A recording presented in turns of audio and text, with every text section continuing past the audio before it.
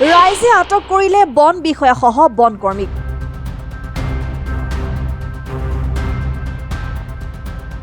শিলচৰৰ ৰংপুৰত মাটি দখল কৰিবলৈ আহি পৰিল বিপদত। খাকী পোছাক পৰিহিত বনকৰ্মীক লগত লৈ ভূমি দখল কৰিবলৈ আহি ৰাইজৰ হাতত আটক হ'ল এজন বন বিষয়া। ঘটনা শিলচৰ ৰংপুৰৰ।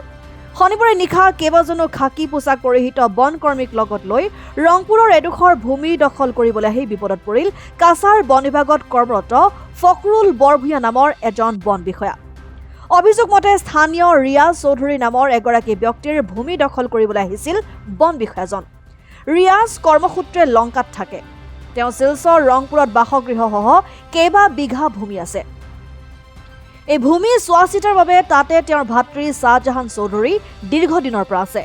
কিন্তু তেওঁৰ উপস্থিতিত তেওঁৰ এই বাসগৃহসহ ভূমি তেওঁৰ ভাতৃৰ পৰা জালিয়াতিৰে ক্ৰয় কৰি লয় ফকৰুল বৰভূঞা নামৰ এই বন বিষয়াজনে।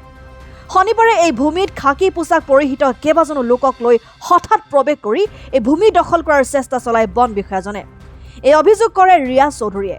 এই বিষয়ে অৱগত হোৱাৰ পিছত নিশা তেওঁ লংকাৰ পৰা আহি বন বিষয়াজনক বাধা দিয়াৰ চেষ্টা কৰাত তেওঁৰ ওপৰত খাকী পোছাক পৰিহিত লোকসকলে আক্ৰমণ চলায়। পিছত ঘটনাৰ খবৰ পাই স্থানীয় লোকসকল একত্ৰ হৈ বন বিষয়া ফকৰুলসহ খাকী পোছাক পৰিহিত লোকসকলক আটক কৰে। খবৰ দিয়া হয় আৰক্ষীক। ঘটনাস্থলীত আৰক্ষী উপস্থিত হৈ অভিযুক্তসকলক আটক কৰি থানালৈ লৈ যায়। এই যে বাড়িটা হইল আমার 1986 ইংরেজিত আমার বাবাই আমার লাগি কিনছিলা। যখন আমি এখানে থাকতাম 7-8 বছর রোয়ার পরে আমার ব্যবসা সূত্রে আমি যাইতে লাগছে হুজাই ডিস্ট্রিক্ট লঙ্কাত। আইলে আমি 2-3 মাস পরে আই আমার বাড়ি দিয়ে দেখাশোনা করি আমি যাই গিয়া। যেহেতু আমি সবসময় আইতে পারি না, আমার ছোটো ভাইরে কইছি তুই আমার বাড়িতে থাক। হ্যাঁ আমরা মিউচুয়াল আসলাম, তখন কইলাম আমি তুই থাক আর আমি আইলে দেখাশোনা করবো, তুই এখন দেখাশোনা কর, ওটা কোনো অসুবিধা হইলে আমার জানাইস। হ্যাঁ দেখাশোনা করে, আমি আইলে তারিখানো থাকি, তারিখানো খাই, আমার ঘরও থাকি, আমি আমার ঘরও খাই, হ্যাঁ আমার ঘরও থাকে। দেখাশোনা করার লাগে আমার বাইরে আমি রাখছি। শাহজাহান চৌধুরীর নাম, তার সাজু বলিয়া। আজকে সকালে শুনি যে হে এই মাটিটা জালিয়াতি একটা দলিল করিয়া একটা মানুষকে বুর্বক বানাইয়া, এই মানুষটাও আমি ভাবতাম হে বোধহয় বুর্বক হয়েছে। যখন আমি জানলাম যে হে উইলিং, তখন হে মাটিটা কিনছে তার কাছ থেকে জালিয়াতি দলিল করিয়া। যখন কিনলো, তখন কেনার পরে আমি জানি না, আজকে সকালে যখন হে আইয়া দখল দিয়া গেল গিয়া তারে শাহজাহান চৌধুরী যে সাজু নাম আমার ভাই, যেটা ছোটো ভাই, হে গড় ফোন সুইচ অফ করিয়া তার মেসেজ লইয়া হয়ে গেছে গিয়া এই মানুষটারে গড় সমঝাইয়া দিয়া আমি তারা দেখাশোনার লাগিয়ে আসলাম। হে এইটার গেছে বেচিয়া হে কীরকম এনওসি ফাইলো, গভর্নমেন্টে তারা কীরকম এনওসি দিল আমি জানি না, কীরকম তারা জালিয়াতি করে দলিল করিয়া হে বাড়ি ফালাইয়া গেছে গিয়া। যখন আমি শুনলাম যে মানুষ ঢুকি গেছেন গিয়া বাড়ির ভিতরে, খেয়ে আমি আইসি, আইয়া আমার বাইরে রাখছি। দেখার পরে আমি লঙ্কা থেকে আমার সময় লাগছে, সন্ধ্যা পরে আইয়া ঢুকিয়া তো আমার বাড়িটার কোনো সাড়া পাইছি না আমি।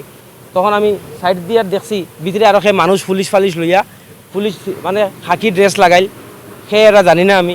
তখন আমি দেখলাম পুলিশ ভিতরে, আমার বাইর কোনো জবাব নাই, কিচ্ছু নাই, হেও নাই।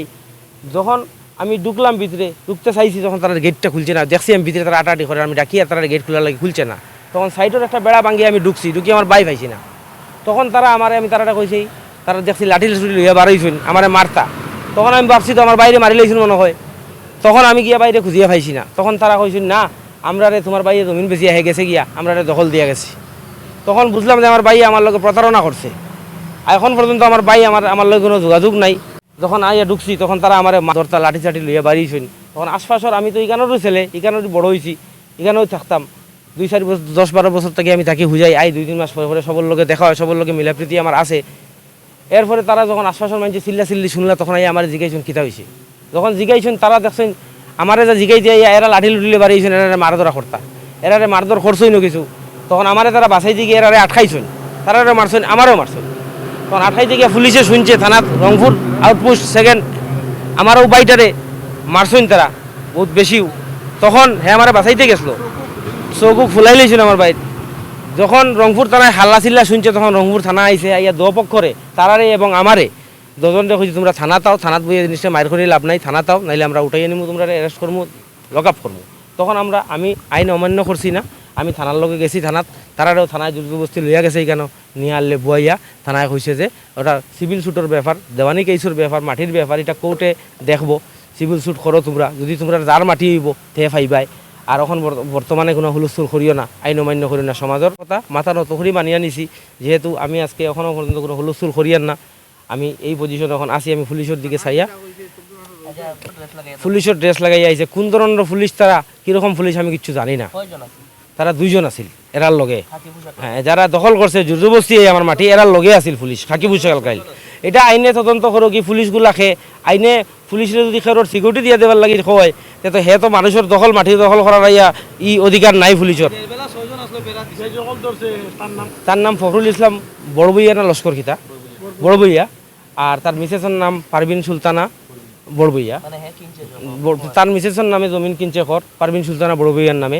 আমি তার দলিলও দেখছি না, কারণ আমার দলিল দেখার দরকার নাই। আমার দলিল 1986 ইংরেজি দলিল, যেটা আমার কাছে আছে।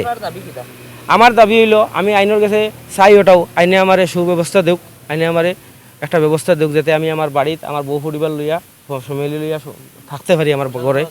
প্রশাসন থেকে আমি নিরাপত্তাও চাই। আর আমার আমার মানে আমার জানে মারারও আমার ডর আছে, তারা আমার মারতেও পারে যে কোনো মুহূর্তে। আমি 107 একটা দিমু। এখন বর্তমানে আমার শারীরিক অবস্থাও ভালো নাই। আমি কালকে সকালে উঠিয়া একটা 107 দিয়া রাখবো, রাত্রেও বহুত হয়ে গেছে গিয়া। আর আমি কোর্টের মাঝে আমি আপিল করবো, কোর্টের মধ্যে আমি আপিল করবো। কোর্টে যদি আমার সত্য থাকিয়া থাকে, কাগজে যদি আমি ফাইয়া থাকি, কোর্টে আমার দিব, আমি আশা করি আমার সমঝাইয়া দিব। আমার কোর্টের কাছে আমার এটা বিশ্বাস আছে। এরপরে আমি মুখ্যমন্ত্রীর কাছে যেটা করা লাগে, লেখা লাগে, আমি লেখমু। আমি আশা করি আইন আমার লগে থাকবো। আমি যদি সত্যি হয়ে থাকি, আমার মাটির মালিক হয়ে থাকি, তে আইনে আমারে দিয়া দিব। নিউজ ডেস্ক রিপোর্ট, অসম টাইম।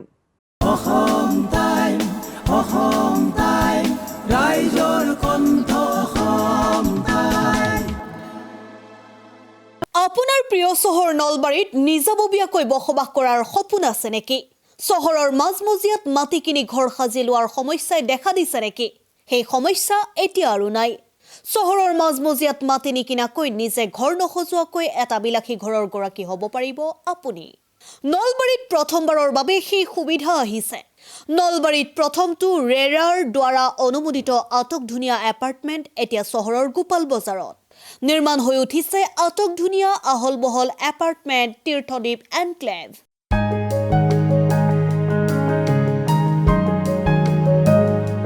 চহৰৰ গোপাল বজাৰৰ DIC পথত নিৰ্মাণ হৈ উঠিছে তীৰ্থদ্বীপ এনক্লেভ এপাৰ্টমেণ্ট। 2টা আৰু 3টা আটকধুনীয়া শোৱনি কোঠাযুক্ত সপোনৰ ঘৰ, যথোপযুক্ত গাড়ী পাৰ্কিঙৰ সুবিধা, নিৰিবিলি পৰিৱেশ, যাতায়াত আৰু যোগাযোগৰ উপযুক্ত সুবিধা। আপোনাৰ সপোনৰ ঘৰখনৰ বাবে ন্যূনতম হাৰত বুকিং চলি আছে। পলম নকৰি এতিয়াই যোগাযোগ কৰক 9706010636 আৰু 9954253864 নম্বৰত।